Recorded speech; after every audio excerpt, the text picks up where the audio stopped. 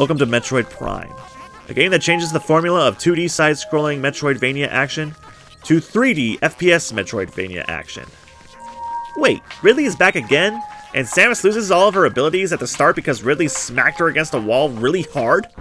That's a lame reason to have her reset her abilities, especially since she gets hit way harder by other things later on. Other M makes more sense than that. After finding a whole lot of expired space pirates on a research station orbiting the planet Talon 4, Samus follows her resurrected arch-nemesis to the planet and finds a lot of lore about the Chozo that once resided on this planet, and about a substance referred to as Phazon that poisoned the planet, making everything more violent and mutated. Unlike gameplay in the past, Samus is now moving around her environments in 3 dimensions, while still keeping the core concept of Metroid map layouts. So expect to find new areas, leave for a bit until you find a new upgrade, then go back later a lot. And instead of being zoomed out watching Samus interact with her environments, you are now in a first-person view, seeing everything from her own eyes. Heck, sometimes you'll even see a reflection of her face depending on your interactions.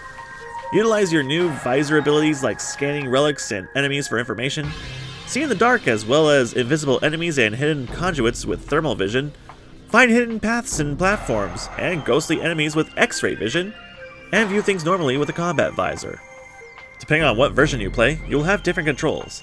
Play the original on the GameCube with the GameCube controller, play it on the Wii as part of the Trilogy Pack by using motion controls with the Wii Remote and moving around with the nunchuck, and either form of controls with the HD remastered version on the Nintendo Switch. Either way is a fun and unique experience. Speaking of, there's nothing really different in content when it comes to the 3 versions, other than having access to the other 2 Prime games on the Wii's Trilogy Pack and HD updated visuals and remastered, so all 3 will be rated equally.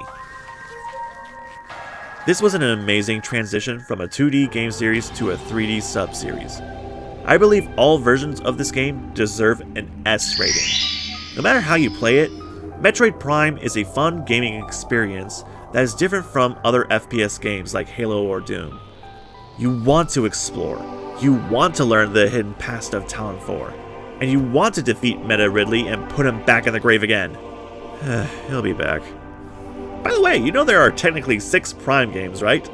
Prime 1, 2, 3, Hunters, Pinball, and now Metroid Prime 4 is finally here.